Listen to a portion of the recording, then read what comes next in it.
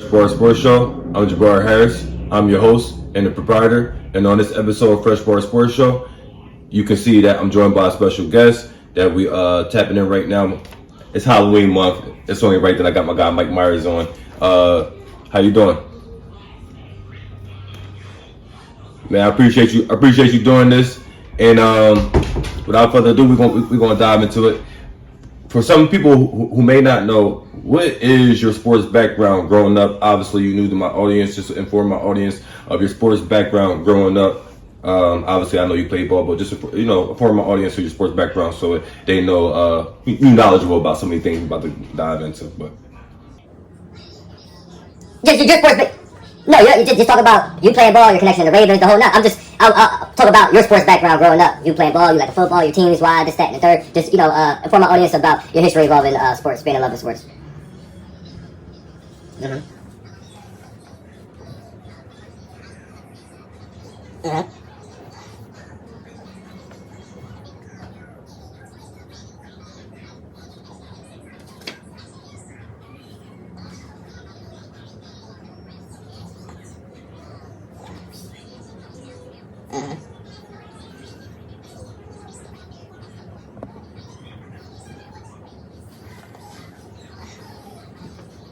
Mm-hmm.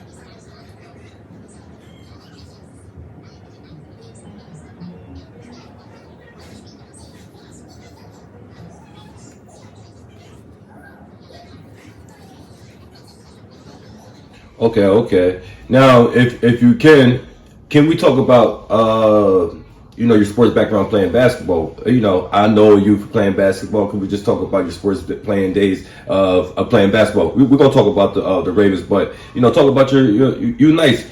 I know you're an Iverson fan. You like Iverson, but you had kind of like a Tracy McGrady type of game. But just tell the audience a little bit about your basketball style, your favorite basketball player, and then I got a little funny story about that.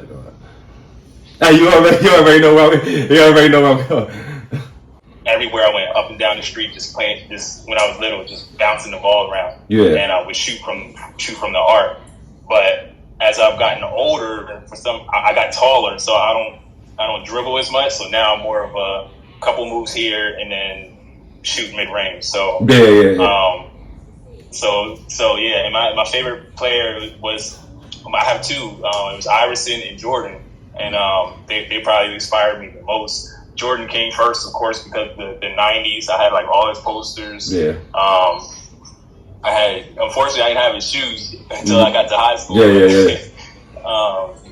I had all his posters. I watched all the games that I could watch with his. And then when Iverson came, man, he was just such a polarizing figure.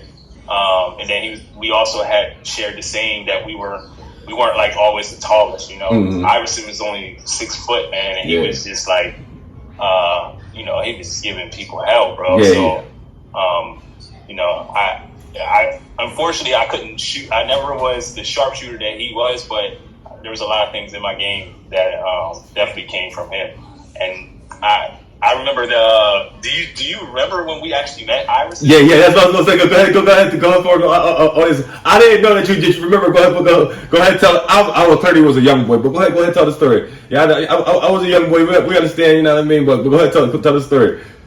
Now I was hoping you remember. So go ahead and tell the story. I'll let you tell it.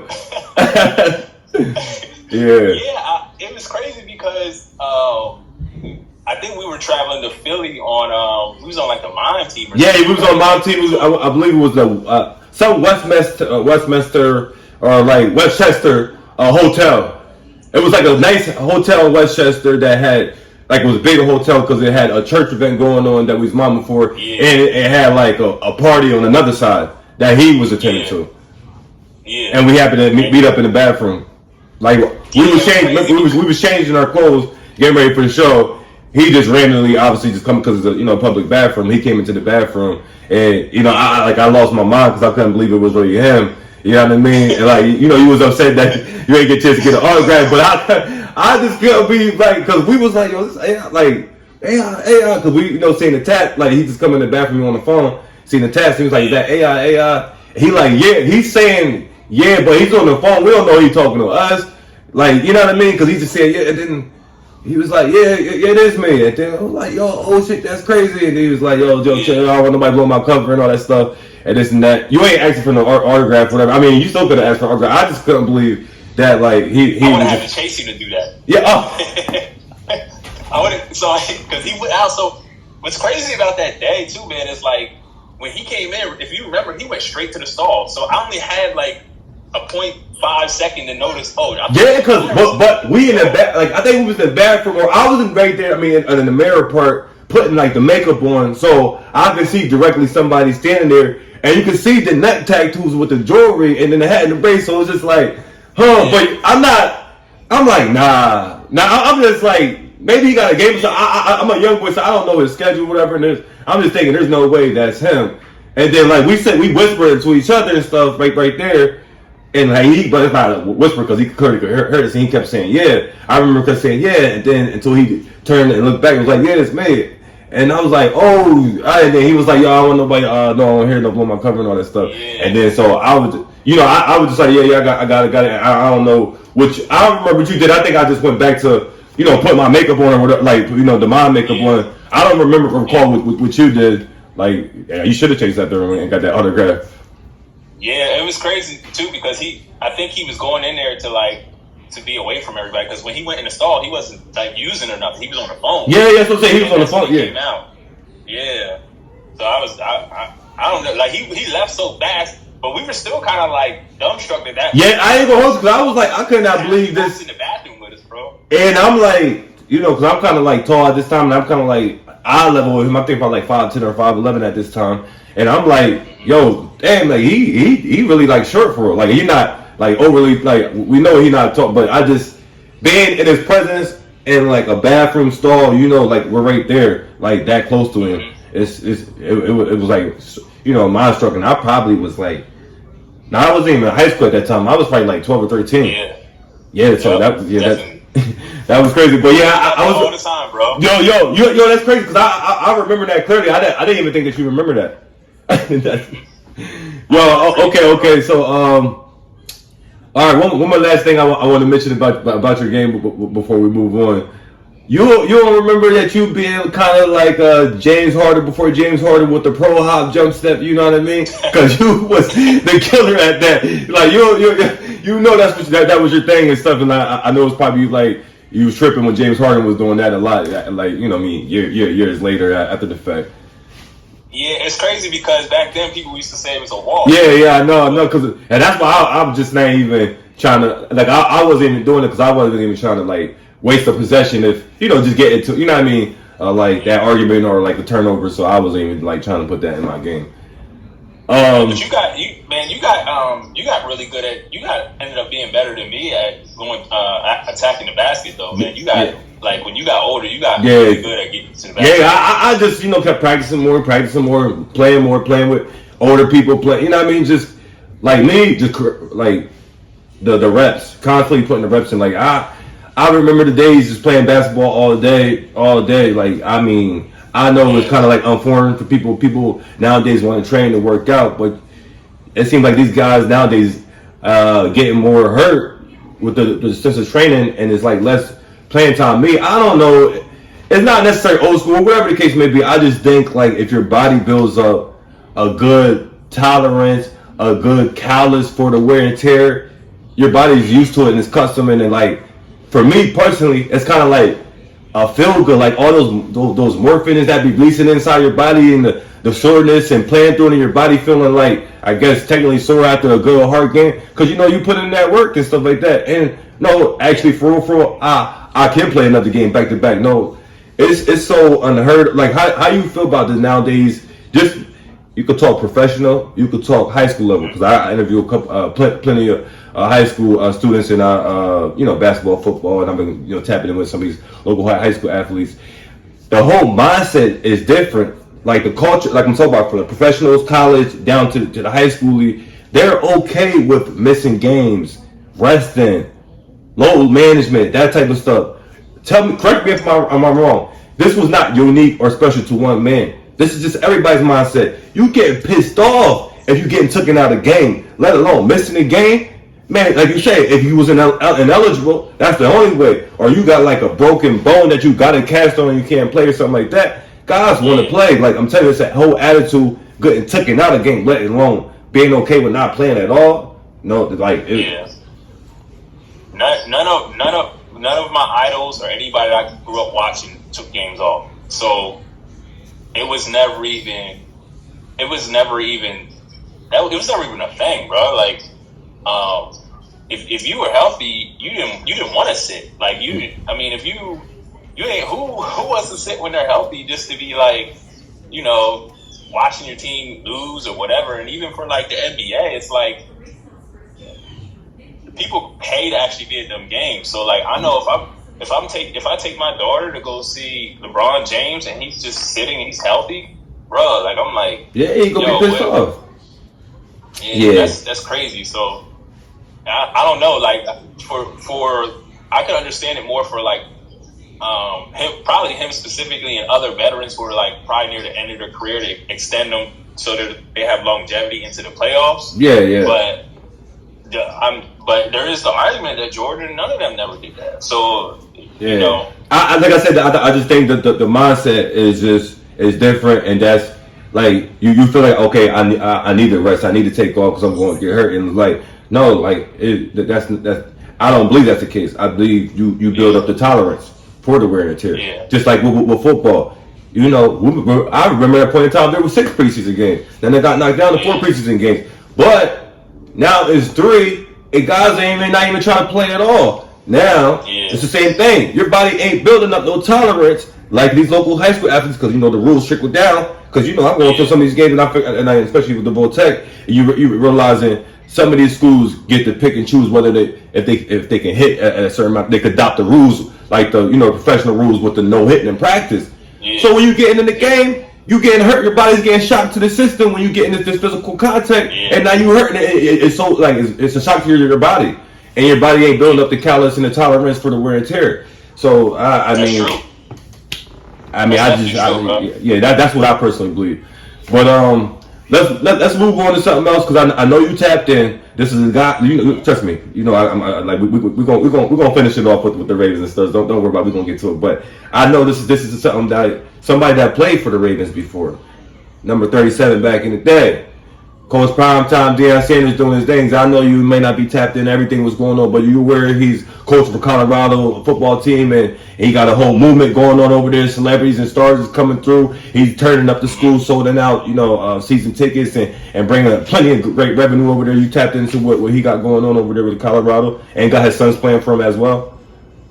Yeah, definitely. And I got a quick story for you on Deion Sanders. You said, he played for us. It was like near the tail end of his career. Yeah. The first Ravens game I ever went to, I actually ended up going there because my mom was dating somebody at the time, and he boosted tickets. So we actually ended up being in Baltimore. I don't even remember how we were in Baltimore. Yeah. We were in Baltimore outside of the stadium. They had a game going on, but it was like halftime. So I guess he had tickets that he couldn't get rid of or he couldn't do anything with. So he gave us 2 tickets, me and Mar. Yeah. And we went in there, and the first game I ever saw was Ray Lewis playing, and he was at cornerback. Yeah, that's crazy. Which is crazy. Because, to be your first game. Yeah, man. Like, and just to see 2 Hall of Famers in one game like that. Yeah. But I like what he's doing in Colorado, man. I've been following it, man. Okay. Yeah, I'm tapped into him where, he got Shiloh Sanders, 21, safety. He got Shedeur Sanders, 2, quarterback. So I love what they're doing. And like you said, once he gets the big boys up front with the line, it's going to be a wrap. Yeah. And then they're still playing without Travis Hunter, too, aren't they? Yeah, that's crazy. Yeah, because he got like a lacerated liver. And you could tell, like he said, he cared about the young man. Because any other coach, and he wanted to play, a couple of weeks ago, Travis Hunter, but he was like, nah, I care about you. Your future is bright and all stuff. Like, it ain't worth it. You know what I mean? That's what he was telling Travis Hunter. Deion care about the kids. He definitely care about that. So I love what he's doing. I got some merchandise I order waiting for it to come. I'm supporting what they're doing. I love what he's doing. We know it's genuine and it's unique. And this is definitely what especially the NCAA needed a shake up in the system they got. And obviously there ain't gonna be no Coach Prime effect, but I believe you're gonna see more, African American given the chances that's rightfully deserved, because of Coach Prime time, everything that he's doing. Yeah. Let's get Stand in. up guy, Yeah, that's what God. Let's get into Ravens versus Steelers today at 1 p.m. That's what we're waiting for. Okay, and there's no need to ask who you think is going, who you think is going to win, who I think going to win. You tell your reasons why, and I'm going to combat that with my reasons why you're not. And you know what I mean? Like, you see, you tell me your reasons why, and I'm going to combat you with my reasons why you're not. Yo, so the main reason is health, man. We have been so bad with health. Yeah, I know y'all. Yeah. I don't know. At this point, I don't know what it is with our team, but it's really good to see like a whole bunch of people coming back today. Yeah, I was in a community and I actually had I posted a meme where like the Avengers all start assembling game because we got everybody coming back, bro. We got Ronnie Stanley, we got Marlon Humphrey. I'm talking like big names. Marcus Williams coming back. How you feel about the rookie Zay Flowers? He's nice. I mean, I wasn't following your games heavy, but I don't think he's scoring a boatload of touchdowns. But he's definitely getting them yards and stuff like that. Yeah, Zay has been operating as a number one, bro. Mm-hmm. For me, I always contribute Mark Andrews as number one, regardless. But you can't. But I personally, I feel like you can't. He's not no Gronkowski, no Travis Hunter. Like you can win solely because he's the number one. He needs to be the 1A to a number one receiver. That's my personal feeling because he don't got Gronk. I mean Gronk was just different, and then Travis Kelce, he's not elusive like that. So for me, I think y'all still need that number one receiver because. Let's be frank, this has nothing to do with y'all team. You know what you saw from other teams. OBJ, Odell Beckham, he ain't no number one no more. He been hurt, too many surgeries on that knee. The speed ain't there no more. On the wrong side of 30 with too many surgeries in that knee. What I'm supposed to do with that? And the speed ain't there no more. That's fair to say, but the last time that he was on the field, he was looking like the MVP of the Super Bowl.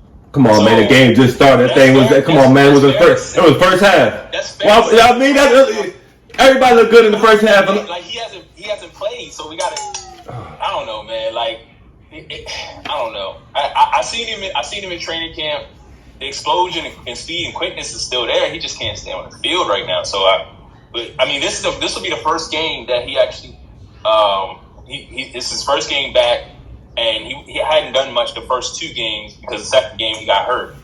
But we're gonna see, man. It's still a lot left, man. But I think he got a lot left in the tank. To say he's a number one is, I don't know. That's kind of at this point in his career, it might be a stretch, but we don't know yet. But right now, I don't even care. You got Zay, and then you got some Bateman pieces. can stay healthy. Bateman be cooking too. Yeah. You Bateman, I like Bateman. He's solid. Me, my whole problem. I ain't gonna hold you. I'm done. I'm down on Kenny Pickett. He got to go. I feel like offensive coordinator Matt Canada and Kenny Pickett, they in cahoots of just bringing the Steelers franchise down because they not doing nothing productive. I'm tapped in. I ain't missing a beat. I know what's going on. I don't care what nobody say. I know my eyes telling me you limited what he could do. Kenny Pickett, as far as in throwing the ball down the air, so I'm bringing Big and Roethlisberger back. No, he not going to throw, I'm just saying, no, he wasn't at the age to throwing the ball deep all the time like that. But when he do, it's going to get there, and the defenders know that ball dies in the air with Kenny Pickett. They can intercept it anytime they want because it's going to be short. They know damn for sure he's not throwing it over by his head. He ain't. He don't got no arms. He ain't fast like that to be getting out of tackles to be running fast downs like Lamar Jackson or anything like that. Nah, dog, he ain't it. I'm telling you, like, we need to be replacing him. In the next draft, trade, whatever we could do, he's not winning nobody no Super Bowl. And plus, Matt Canada, his offensive scheming, he ain't got nothing. Ever since he became offensive coordinator, we never had a 400 offensive yard game. His schemes is weak. He runs multiple plays the same, but it's not effective. He don't know how to utilize the talent that he got because you got Kenny Pickett. You got to do whatever works for him. You can't even do that. And I heard even, it ain't no slight because Roethlisberger's Hall of Famer, but Roethlisberger used to change play calls. You know what I mean? But it wasn't.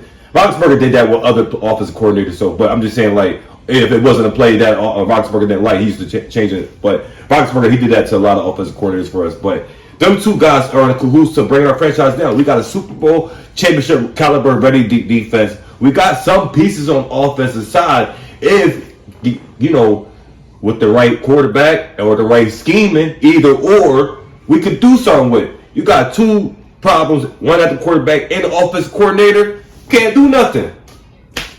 Can't do nothing.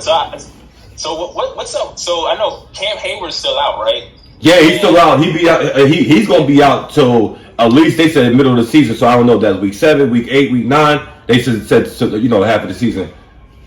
And then y'all got Joey Porter Jr. But he coming off the bench. We start Levi Wallace and Ohead Patrick Peterson ain't got no speed. We understand he got IQ. We understand he got savvy. But these young boys cooking him with the speed, breaking him up left and right with the quick moves, double moves, and all that. I'm tapped in with these games. They targeting him. They targeting Patrick Peterson. I'm gonna hit him with a good double move. He don't got the speed to keep up. I'm telling you, if y'all gonna have success, what's up with that? I don't know. I think my time is too much old school. I gotta let these guys come in and earn it to their playing time. Come on, man, we understand that, but we can't be wasting no time. Like we only got a short window, like to be we 2-2. Joey Porter can start at the quarterback and bring Patrick Peterson at the corner. If you still, more than. And that's what I was because you guys have been giving up a lot of yards on the ground. And I don't know what's going on with the front seven. I mean, I know we got the injury with the big boy D tackle Cam Hayward up front. The greatest defensive player in the league is still there. My guy TJ Watt, I appreciate what he's doing, but he get double team and triple team and back chipping him every chance they get tight end. But they doing everything to eliminate what he can do. And rightfully so. I was expecting more on Alex Highsmith because he's legit on the other side. But I mean, he ain't no TJ Watt, but he's doing everything in his power. But everybody else in the mix up front seven, they letting guys run up and down on them. Yeah, for us, I think we're solid, man. At linebacker, we probably don't have a big star on the line, but Jadeveon Clowney has been really coming through big for us. I mean, he's been really big this year. Like he's surprisingly so. Because he's beat up and down. He's like our number one pass rusher, but he struggles to get home for some reason. He'll get there and he can't make the tackle. But if we can get him to wrap up a little bit more. He don't got no high motor. You can tell. Yeah, he don't got no high motor. Yeah. And these other guys. So Adafio Ways, he's not gonna. He's out. Ojabo is out too. So, I mean, we're going to need some help on that line. But I think we're in good shape on defense. That's been our offense took a little while to get started. And it's a new offense. They're trying to gel. We got pieces moving in and out. We didn't have a line for like 2 games. Yeah. So it's a lot of gelling still coming together. But I think we're pulling it together at the right time, man. And I think Lamar is like the perfect quarterback to have in the AFC North because y'all got TJ Watt. Yeah, I know. You get it. What's his name for the Browns? Oh my gosh. Not. But you say Clowney. Myles Garrett. Yeah, Myles Garrett. I was about to say Javian Clowney, but it's crazy because we got some quarterbacks and everybody. Well, we all got quarterbacks. We got Kenny Pickett, man. We got to do something, man. We got to get rid of him. I'm telling you, he ain't it. That's why I know. For one thing for sure, 2 things for certain. Offensive coordinator Matt Canada and Kenny Pickett, they has to go. If the Steelers are going to have any success of anything good, them 2 ain't going to be part of it. I'm just telling you that's the thing. Like every Steelers game, like always get. I always get. There's a lot of Steelers fans around here. Yeah. When I go to work, so I'm talking to people about Steelers all the time, and I always say these games always get circled because it really don't matter who's on the field because the rivalry it's usually still a tough game. Somehow it always ends up being a tough game. So even with you guys coming in with Kenny Pickett, we got to strap up, bro. You know what I mean? We can't because that defense, they're gonna be ready to play. Yeah, it's gonna be on both sides, man. Like you're not gonna get through this game without earning it. Yeah. And we get them turnovers, we will liable to turn into 6. You know how we do. Yeah, that's what we do.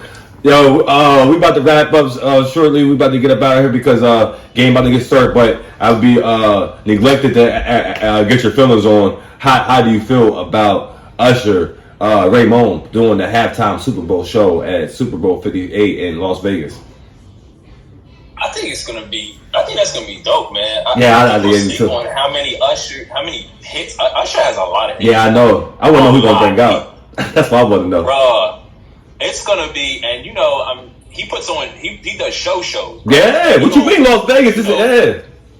Yo, the artistry and actually putting on a show is, I think we're kind of losing that in a lot of today's artists, but there's people still around that put on shows, and I'm talking about like Usher, Beyonce, Kanye, people that actually put money into the art, and so I think it's gonna be dope, man. Like, and with the choreography, to the vocals, everything, man. Usher be on lock, bro. Yeah, I know. Who would you like to see him bring out? I'm hoping he bring Chris Brown out. I need my guy Chris Brown to get some love. That's me personally. But who would you like to see him bring out? If he were to bring somebody out. He got any options. Anybody you think of, Beyonce, anybody you think of, he can. He got a song with him. I'm just saying, anybody you could possibly think of. I'm trying to think of who. Yeah, Chris Brown is probably like the best one. Yeah, go stupid. That go crazy. If this was years ago, I would have said Michael Jackson would have been perfect. Yeah, obviously. Obviously. But the next man up, Chris Brown. Yeah, Chris Brown would definitely be a perfect one for sure. All right, man. I got two more things real quick if I can get you out of here. I know somebody can, near to y'all Maryland area. How do you feel about Carmelo Anthony's career? Man, y'all, man. That struck the nerve. That struck the nerve. So at the end of the day, Melo's from the Maryland area. Yeah. At the end of the day, Melo chose the money over the success. Yeah, of course. He knows that. His chance was so. And I don't know if you're aware, but you probably are. He actually had a chance to play with LeBron and all that. I'm tapping all that. No, he said I need the 85 guaranteed money. Yeah. I'm not passing up on none of that. And so he went to a bad franchise and tried to. There's certain franchises you can't just will to a win by yourself. No, but come on, man. He knew it was hard. He wasn't going to win unless he get another bona fide superstar. But I'm gonna take this guaranteed money and then deal with whatever later. Right. And I think I always go back to that year where he got hurt and Linsanity went crazy and all of that. I always wonder how that would have worked if Melo was playing and Linsanity was playing like at his Linsanity peak. Like, could they have actually did anything? Because it seemed like when Melo came back, then like Porzingis wasn't any good anymore, and Linsanity wasn't Linsanity anymore, and it was just kind of like more of the same. I always wonder, like, if they would have all been hitting on the same cylinders, could they do something? But at the end of the day, he chose the money, so you can't argue with that, But he's not going to be.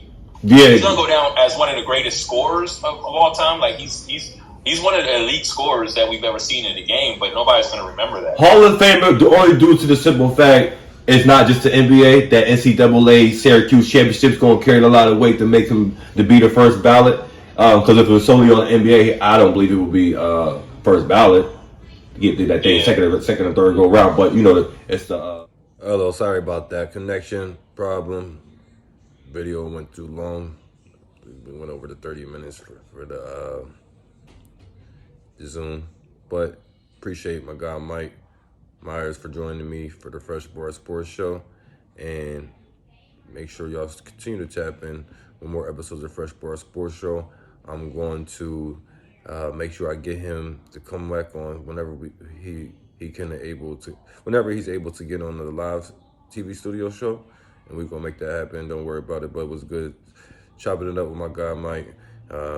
Ain't chop it up with him about some of the sports stuff and some time. So it was good to have that good conversation. Definitely can't wait to make sure I get him back in on the show as soon as possible, and hopefully we definitely get him in the live TV studio show so we can have the good hour time to chop it up with no problem. But again, appreciate Mike Myers for joining me on the episode of Fresh Bar Sports Show. We out. Everybody should be joining the Steelers versus Ravens football game right about now. This is another episode. We're gonna let it cook, marinate, bubble up. Stay tuned for more episodes of Fresh Bar Sports Show. We out.